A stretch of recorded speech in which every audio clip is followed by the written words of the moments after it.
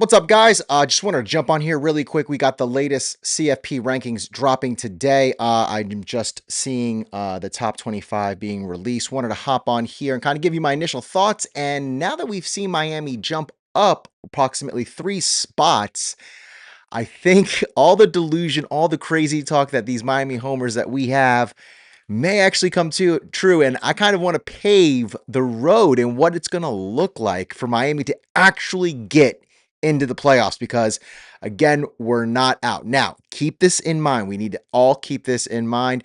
Miami needs to win out. This is the number one stipulation. Miami needs to win out and cannot drop a single game, or else none of this matters. And then, frankly, if we do lose one more game, we don't deserve anything moving forward. We really, really don't. Second stipulation, Miami. By the end of the college football playoff rankings, the last rankings, Miami needs to be in the top 10.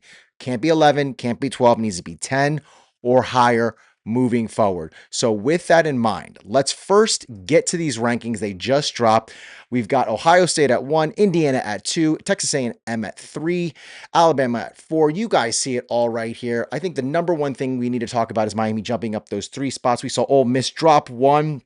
Texas Tech jumping up 2 spots to number 6. I think they're probably most likely going to end up somewhere in the 5 or 4 range when it all works out, because something tells me we have Georgia playing Texas and we have Alabama playing Oklahoma this week. Not to mention one of those 2 teams will most likely be making it in to the SEC championship. So we're most likely going to see one of those 2 teams fall. That's why I see Texas A&M making it to either positions 4 or 5, possibly even getting that first bye week. But that might not be so well for Texas Tech, because the last Big 12 team that got a bye week didn't fare so well in the playoffs last year. All right. So we also have Texas up 1 spot. Well, Oregon, Notre Dame, Texas, and Oklahoma all jumped up 1 spot. BYU, after suffering that bludgeoning from Texas Tech, falling 5 spots to number 12. Utah staying at 13. Vanderbilt jumping up 2 spots to number 14. And then Miami at 15. Everything else useless. Don't need to pay attention to it right now, but we'll get into it 1 second. So I think if we really want to talk about how we get to the college, first, before we move on to that, there's 2 things I really just want to, we all have to recognize and admit really quick that the committee does not care about head-to-heads. They are not looking at resumes. It is an eye test and what they've done in the last week or 2. Because I'm not sure how you have Texas, who's 7-2, who lost to Florida, right? Ranked as high as they are. You have a Notre Dame team that lost to us, right? And Texas A&M. And then the only signature wins they have against P4 are the last place teams in each of the P4. So they beat Arkansas, who's pretty much in almost either last or second to last place in the SEC. They beat Purdue, who is absolutely terrible in the Big Ten. And then who did they beat in the, let me see, who did they beat in the ACC? Boston College. They did beat NC State, though. That looks good. But again, some of their signature wins, not as hot as I would like to think they would be at number 9, but we all know the committee favors Notre Dame. So let's just kind of keep a reminder that, 1, this is all fluid. This is going to change. And we saw Miami jumping up 3 spots. I think, again, Miami last week at 18 was because of them coming off that loss to SMU. So it is very, what have you done for me lately? But with that in mind, Miami has quite a few teams in front of us. So we will get into really quick how I think Miami can finagle their way into the playoffs. So I'm bringing it up here. I got my screen up. We're looking at the teams that are ahead of us. So now, as you look at these teams, realistically, I don't see teams 1 through even, let's just say, the top 7 teams losing. And even if they did, they would need at least 2 more losses to drop below us. And that seems even less likely than them losing 1 game, given their remaining schedules. And so I think a 2-loss SEC or a 2-loss Big Ten team is always going to stay above Miami. Now, a 3-loss SEC team or a 3-loss Big Ten team That's a different story. We're going to get into it. So let's first start with number 8, Oregon, right here. Okay. So Oregon they have left on their schedule. Let's take a look at it really quick. Oregon still has left on their schedule. They have Minnesota this week. They've got USC, and they finished the year off in Washington. They're going to most likely beat Minnesota. Okay. I mean, again, I'm going to try and stay within the realm of reality, but anything can happen, obviously. But they would need to either lose to USC or Washington. And then those losses to other schools combined with the crowded field in the Big Ten, I think would actually eliminate Oregon. Like I said, they're hovering there roughly at, what are they at right now? 8, right? A loss to either of those teams, God forbid, both teams completely out. Because remember, guys, a lot of these at-large teams need to be at 10 or above because the ACC champion is automatically going to get in, and so is the G5. So if you're at 11 or 12, you're the first one out, right? It's not that 13 or 14 spot anymore. All right. Next, we're going to move to number 9, Notre Dame. Okay. This is one of the more intriguing teams I'm watching these next few weeks because Notre Dame still has left. They have got Pitt this week, which, by the way, if you guys have not heard what Narduzzi said about playing Notre Dame this week, I definitely think you should need to go listen to that because it's coaching malpractice. I think it's going to honestly come back and bite them in the butt. God forbid they lose to us, especially because there is a high chance they could lose to Notre Dame. But again, giving your guys an out and saying, we don't care if we lose to Notre Dame by 100, that's wild. That's just crazy talk to me. But okay, so Notre Dame needs to lose to Pitt or they are in. If they don't lose to Pitt this weekend, they're pretty much in. They've only got Syracuse left and Stanford, as you can see, and I don't see them dropping either of those games. No matter, I mean, literally, it would take a miracle. Like everyone would have to get Jeremiah Love. Everyone would need to get hurt. So this weekend's game against Pitt is absolutely crucial for us and for Notre Dame. Which, now that I'm actually saying this out loud and we're talking about the college football playoff behind us, I wouldn't be surprised if they keep Notre Dame in that 9 or 10 range. And then if God willing, we win out, I could see us jumping Notre Dame and them actually using that head-to-head. I don't think they're using head-to-heads right now because they're trying to see where everyone lands. But we get to week 15 or so, keep an eye on that. We could be jumping them. Next, we have number 10, Texas, right? Texas has got a bunch of key games coming up. They've got Georgia this week, right? They're playing at Georgia. They've got Arkansas still left, who played them pretty tough last year. Not sure if you guys remember that game, but for about 3.5 quarters, it was almost a tie game. And I think actually Arkansas was up by a touchdown going into the fourth. I'd have to go check that. But either way, that was a really, really close game. So Texas, number 10 Texas, would need to lose to UGA this weekend and or Texas A&M. I think a loss to either of those teams, God forbid, both are definitely out. But loss to one of those teams, they are gone. They are not making it anywhere into the playoffs. Oklahoma, next on the list, their former Big 12 rival, still rival, but now it's SEC. Oklahoma at 11. This is an interesting one too because they can lose to any of the teams that they have left. They have got left currently. They've got Alabama this week. They got to go travel to Alabama. Then they welcome Missouri home and finish out with LSU. I don't think LSU is going to be a challenge. Missouri most likely won't be a challenge, but could be, right? And again, this is an eye test team. This is an eye test committee. They are watching the games and really going off vibes. Like this is a vibe committee this year. And so I could see if they play LSU or they play Missouri really close, you could see Miami kind of jumping them should Miami win out. Okay. I mean, undoubtedly, I think if Miami does win out, they will jump those teams. But again, this is kind of what we need to get us into that like 7 or 8 mark. That would be the most ideal position for Miami. Granted, I will fully admit we are most likely not going to be getting home field. But again, I would take a 7 or an 8 because those are still home field advantage. Remember, 5, 6, 7, and 8 all get home field advantage. Next, we have got BYU. All right. BYU needs to lose to TCU. They've got TCU left and Cincinnati. Okay. And of course, UCF at the very end. But again, a lot of these teams you're going to see they're pretty much going to win whatever their last game is. It's going to be these next 2 weeks that we're watching and going to need to keep a really close eye on because again, things could shift. TCU really good. I think honestly, they're not as bad as their record would say they are. They're playing teams pretty close, and up until that loss last week to Iowa State, they were still in the hunt technically, mathematically for the Big 12. But again, TCU coming into town, and then they got to go to Cincinnati, who is red hot right now.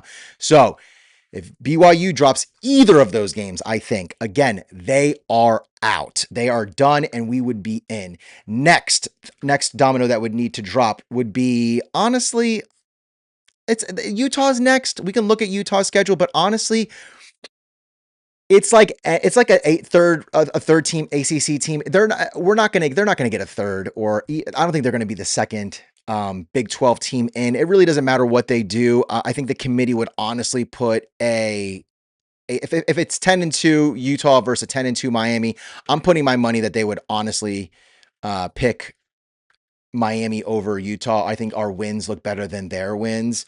Let's take a look at their schedule again really quick. Who have they played? Yeah, UCLA, garbage. Cal Poly, Wyoming, garbage. Texas Tech, they lost. West Virginia, not a good team. Arizona State, they were decent then, but I'm not really that impressed with them. Lost to BYU again. They beat Colorado, not a good team. They beat Cincinnati, which was, like, again, that's a good team. So they've got Baylor and Kansas State left, all manageable. They could also drop it. It's not they're not guaranteed wins, but I don't think those 3 wins would honestly look better, especially considering Miami still has Pitt left. And Pitt, if they do win out with us, that game in the last week of the year will be, I think, the one that puts Miami over. Next, we've got the one team in front of us, which is Vanderbilt. Vanderbilt's got a very manageable schedule this week. It's against Kentucky. Yes, I know they beat the brakes off UF, but I think UF kind of has thrown in the towel for the season, so you can't really put too much on that game. Last game, Tennessee, going to be the in-state rival. Always a good game, especially the last 2 years because of the Pavia Mafia. We'll see how they do. We need Tennessee to beat them to kind of solidify that spot in. Because again, once these teams lose, and again, this is over the next 2 to 3 weeks, guys. So this is going to be something we're going to have to keep an eye on. But a lot of these ones, especially that are happening this week, really absolutely need to occur for us to move up. Unless, like I said, let's say things don't go our way that I've kind of drawn out so far, and Miami wins out, Miami would most likely need to win with style points. So we're talking about, I know we're favored by two scores for North Carolina State. We would absolutely need to cover. It's a non-negotiable. I said it in a comment talking to a viewer. I would like us to see us go up by at least 2, maybe 3 scores. That would be just 2 touchdowns and a field goal I'd be good with. But at a minimum, 2 touchdowns. I think we need to beat North Carolina State by 2 touchdowns to remain relevant and to get the jump that we would need. Because again, I'm going to keep repeating it because people are going to say, well, we only got to get the top 12. No, you don't. I'm going to go into the delusion of getting into the ACC championship, but my belief is we're not going to make the ACC championship. So the ACC champion is going to get in. Now, how likely is it that they put the ACC as a 2-bid league? I realistically don't know. I don't think it'll happen. There is this wild thought though right now going that they were talking about. Reese Davis was saying, imagine if Miami wins out, and they get in as an at-large, but the ACC champion gets pushed out. Crazy. I mean, again, crazier things have happened. We've seen some wild things this season so far, so we'll keep an eye on that. Now, from the ACC perspective, there are still teams and things that we need to happen, because should things go the opposite way that I'm about to draw out, these teams could still jump us because they're right behind us. I'm gonna scroll down a little bit. You see Georgia Tech nipping on our heels at number 16. You've got Virginia and Louisville at 19 and 20. Even though they suffered those losses, I think they can still bounce back in the rankings, especially if one of those 2 last teams that I just mentioned makes it to the ACC championship and wins. Okay, so What we need Georgia Tech, who is ranked, like I said, just one spot below us, needs to lose to Pitt in 2 weeks. Okay. One loss will not necessarily take them out of the ACC contention, but it would drop them far enough to where, again, they're going to play Georgia. If they lose that, if they win that, back up, they beat Pitt, they beat Georgia. Crazier. Again, I know it sounds crazy, but they make it to the ACC championship and they win. You could easily see them jumping us. That's not that far. That's not that crazy of a thing. Now, these are other teams that are ranked below us that can also jump. We've got Louisville, who needs to lose to Clemson and or SMU. That way they can stay well below us. Virginia still has a chance to make it to the ACC championship, but they've got Duke still left. And I think realistically, if we win out, we would have a common opponent in North Carolina State who UVA lost to. So I think they would still put us in over UVA, even if they lost the ACC championship. Pitt, they absolutely, our goal is for them. We are cheering for the Panthers. We are Panther fans, not the ones that play here on ice, but the ones that play in Pittsburgh. We need Pitt to win out, except when they play us, and we need to beat them. I don't care if it's by 1 score, 10 scores, just like Narduzzi was saying, but we just need to win and beat them. I think it's necessary for them to win, not only because it'll make us look better, but if you look, Pitt's at 22 right now, right? And if you look at their schedule, right, they have got a gauntlet coming up. They've got Notre Dame, Georgia Tech, and Miami. If they beat these teams, right, something tells me they'll most likely be in that 15 to 18 range, maybe even a little bit higher. They may put them at 14.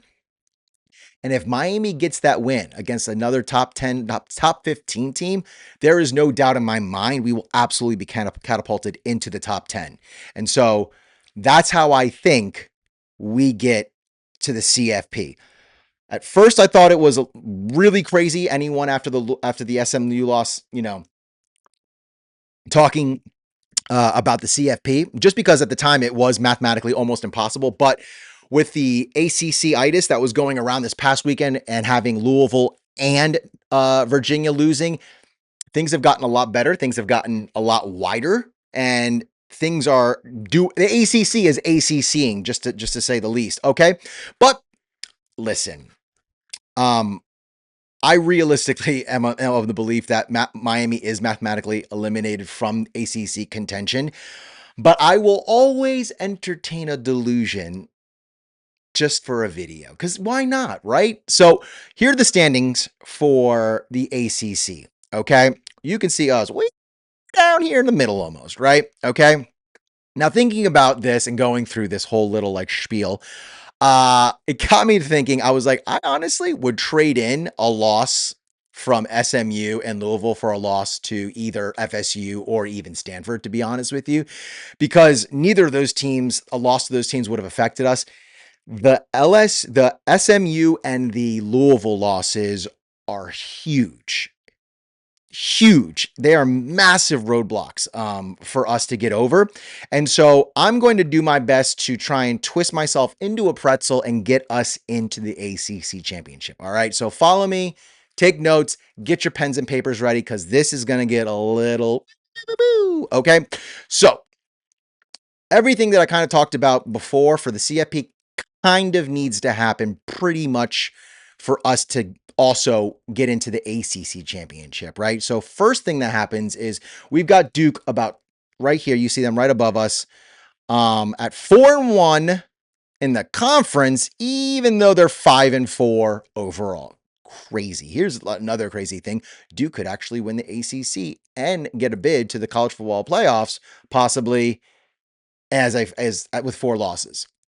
Wild, crazy. But what we need to get in is we need Duke to lose to Virginia or Wake Forest, okay? Because they've got, this is what Duke's remaining schedule is. They've got Virginia this week, North Carolina, and then they finish their season out with Wake Forest, okay? Wake Forest, listen, took down SMU. Didn't think that was going to happen, right? So they could take down Virginia and they could take down Duke easily. Chapel Bill, how are we feeling about that, chat? Like, what do we think? And I mean, they're catching up. They're catching steam. They're kind of getting going. I don't know. But I really realistically don't see Manning losing that and dropping that game. It'll be a rivalry game. I think he'll get his team up for that. But we need Duke to lose to either Virginia or Wake Forest. Both would be great, and that would really help us out. But if Duke does win out, they would eliminate us because of our common opponents in North Carolina State and Syracuse. Both of those margins of victory, I don't think we'll be able to. Maybe NC State, because like I said, I want us to win by 2, but definitely not Syracuse because they beat Syracuse 38-3. So that margin of victory will put them, sadly, ahead of us. The next team we're looking at, we need Louisville, team that beat us. We need them to lose to Clemson, but they cannot lose to SMU. So they still have Louisville still has Clemson this week. They have SMU the week after, and they finish off with Kentucky. This is what's really important, guys. If you want us, I don't really care if we make it to the ACC championship, to be honest with you. But for those of you who really want to go to Charlotte, Louisville has to lose this weekend, and they have to win next weekend. Okay, against SMU. Because SMU would still have the head-to-head and finish at 7-1 in conference against us. So that's the issue we have right there with Louisville. Again, that's why I said losing to Louisville and SMU was god awful. Just terrible. Speaking of SMU needs to lose to Louisville and Cal because they have the head-to-head on us, and they need 2 more losses for us to get in. Crazier things, guys. Cal beat Virginia. So why not? Why not? Why not SMU, right? Why not SMU? Then we would need Virginia would need to lose to either they've got Duke and Virginia Tech left. Okay. Now, Virginia would need to lose either or lose to Duke and play Virginia Tech really bad. Then we would have to beat Virginia Tech really bad so that we would get the better look against a common opponent. Because the ACC rules, for those of you who don't know, it's not based on ranking. It's going to be based on common opponents, margin of victories, and head-to-heads. So if you don't have a head-to-head, which we will not with Virginia, they're going to look at your common opponents, how you played them, and what was the margin of victory.